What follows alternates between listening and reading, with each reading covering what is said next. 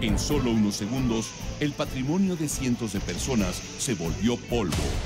Pero México está de pie e iniciará de nuevo. Partirá desde rescatar su identidad y la de sus propiedades. ¿Cuál es la situación jurídica de los afectados y de los inmuebles dañados? Y para orientarnos sobre los derechos de los damnificados, esta noche nos acompañan el doctor Everardo Moreno Cruz. Él es profesor de la Facultad de Derecho de la Universidad Nacional Autónoma de México. Ha sido subprocurador general de la República, magistrado del Tribunal Agrario y coordinador del Bufete Jurídico Gratuito en apoyo a los damnificados de la UNAM. También está con nosotros el doctor Víctor Manuel Garay Garzón. Él es secretario general de la Facultad de Derecho de la UNAM, es doctor en Derecho Constitucional y ha sido servidor público. Lo invito a que nos acompañe para que luego juzgue usted. ¿Hay alguna legislación o algún conjunto de leyes que protejan a los damnificados? Bueno, una legislación que propiamente proteja a los damnificados, no, pero sí se encuentra la protección para ellos en distintos ordenamientos, tanto en el Código Civil como en el Código Penal, como en los códigos administrativos. Pueden acudir a buscar precisamente la protección que ha de cobijarles ante estos eventos. Son leyes tutelares. Así es. Sí, sí, son leyes orgánicas que dan tutela para estos casos.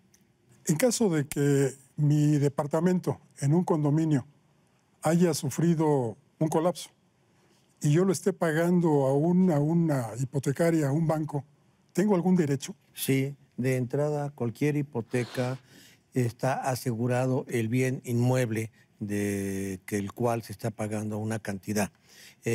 Tienen un seguro y lo que debe hacer el usuario en este momento o el dueño del condominio es reportarlo a la aseguradora de inmediato, ir a la agencia del Ministerio Público para denunciar el hecho, el siniestro, para protegerse. ¿Pero este seguro funciona para el banco o para el propietario del inmueble? Es que todo crédito protege la inversión. Entonces, automáticamente, este seguro protege también al dueño en caso de un desastre. Esto es, ¿podría recuperar mi departamento? Sí, puede recuperar, depende de los daños, si es un daño total o un daño parcial. Sí lo puede recuperar el dueño, siempre y cuando siga ese trámite ante la Conducef inmediatamente, ponerse en contacto con la aseguradora y hacer los trámites correspondientes. Como propietario de un inmueble en arrendamiento, ¿cuáles son los derechos que tengo y cuáles son los derechos que tendrían los arrendatarios? Es muy interesante lo que usted dice. Obviamente, el arrendatario no está en la misma situación anterior que exponía el doctor Garay. En este caso, el arrendador no tiene obligación con el arrendatario. Si el bien ha perecido, si el bien se ha colapsado, no tiene el arrendatario propiamente ningún derecho. Si el bien ha sufrido un daño parcial, puede seguir habitando ese inmueble, la renta se tiene que seguir pagando y el arrendador tiene derecho a cobrar la renta. Y en este caso, yo perdí todo mi menaje de casa como arrendatario de un inmueble que se colapsó.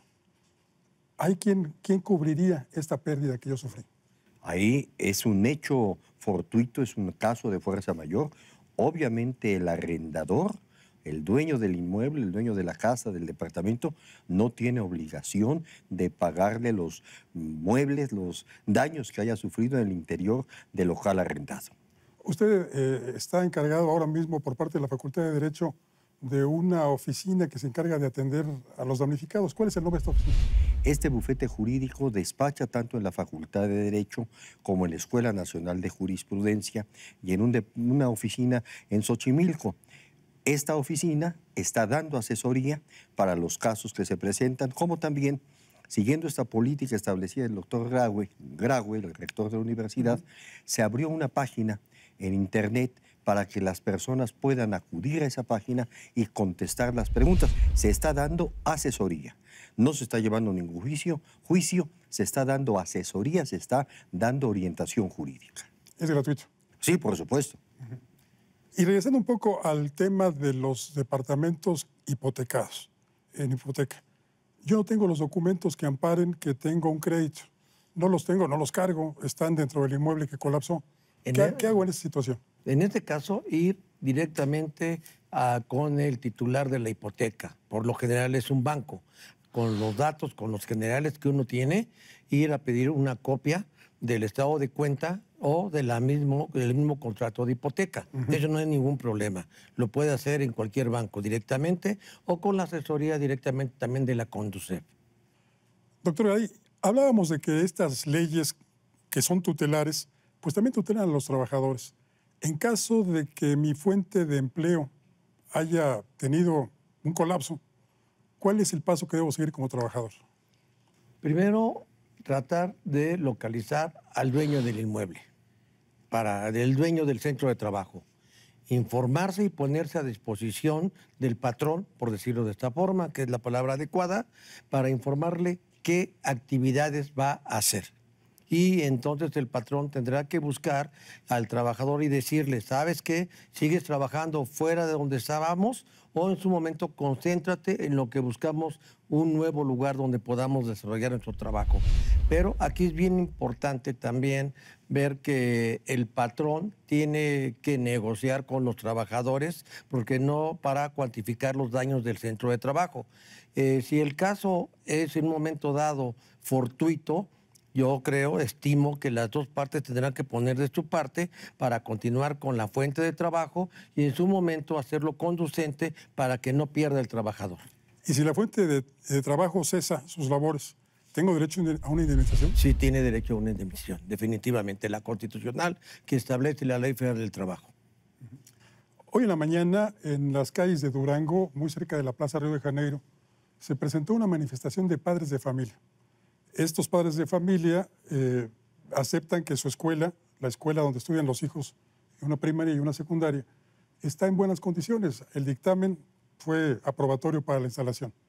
Pero frente a la escuela hay un inmueble de 11 pisos o un poco más que está en riesgo de venirse abajo.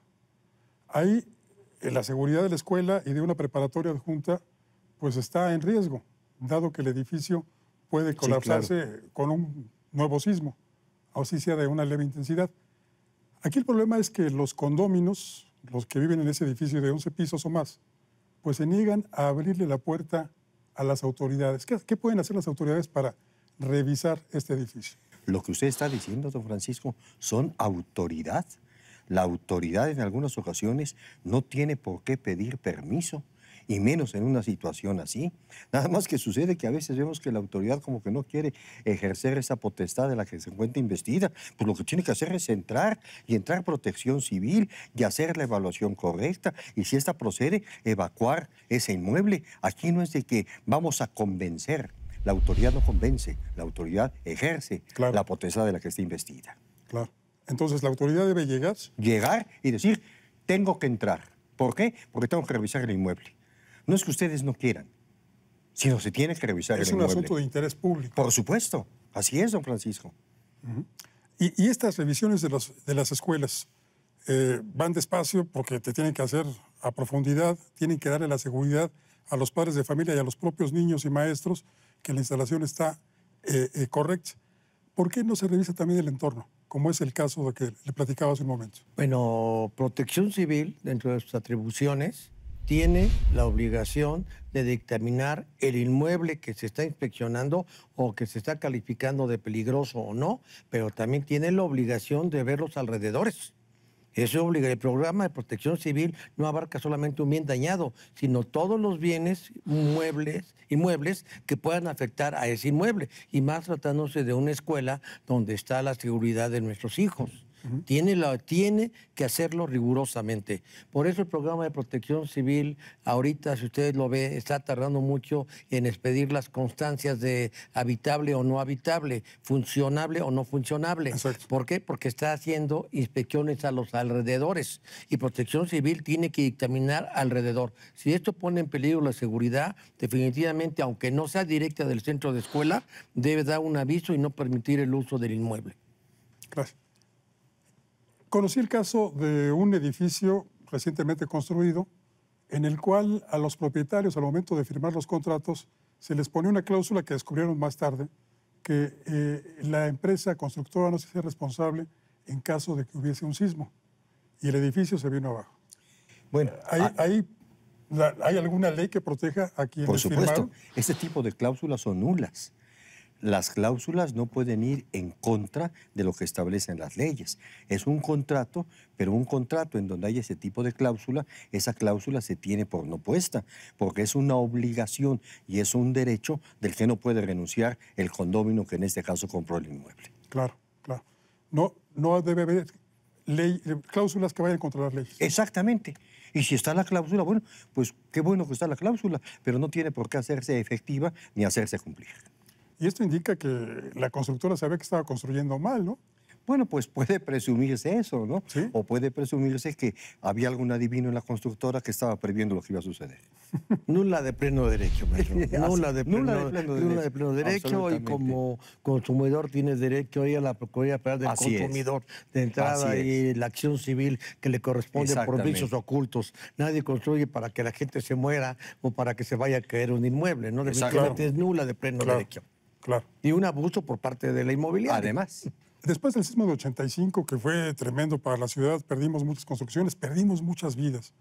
Ha habido una serie de nuevas normas que han tratado o han impulsado que estas nuevas edificaciones observen más los principios de la construcción. ¿Ustedes opinan que sí se está cumpliendo con esto? Bueno, después del 85, que fue un fenómeno que no esperábamos, la Ciudad de México en especial, que fue una de las ciudades más afectadas, empezó a modificar su reglamentación. Para empezar con el Reglamento General de Obras, los visos buenos de los famosos directores responsables de obra, DRO, y aparte la implementación a nivel federal y a nivel local de los programas de protección civil. Definitivamente sí cambiaron las reglas, son más estrictas y nosotros partiendo del principio del 85 hacia acá, 32 años, hubo una evolución bastante importante en el tipo de construcción en la Ciudad de México. Gracias, doctor. Pues les hago todo el tiempo, doctor. No queda más que invitar a nuestros amigos que si tienen alguna duda, visiten la página de la Facultad de Derecho. Así es, la página de la Facultad de Derecho que ha estado, bueno, la ha estado formando también de manera muy especial el doctor Garay, el doctor Víctor Garay, en su carácter de secretario general de la escuela, y ahí, accesando a esa página, tienen una pestaña en la que pueden llegar a asesoría jurídica y ahí se van a encontrar por materia distintas preguntas con sus respectivas respuestas. Muchísimas gracias. Al contrario, Francisco, buenas noches. A sus órdenes. Igualmente. Para servir. Muchas gracias, doctor. Hasta luego. Muchas preguntas, muchísimas dudas más. Después del sismo del 19 de septiembre, los derechos que tenemos los damnificados. Ahí están los elementos. Así que ahora, juzgue usted. Soy Francisco Rodríguez, le agradezco su atención. Lo invito a que nos encontremos aquí la próxima semana. Mientras tanto, le deseo, como siempre, que haya buenas gracias y muchas noches.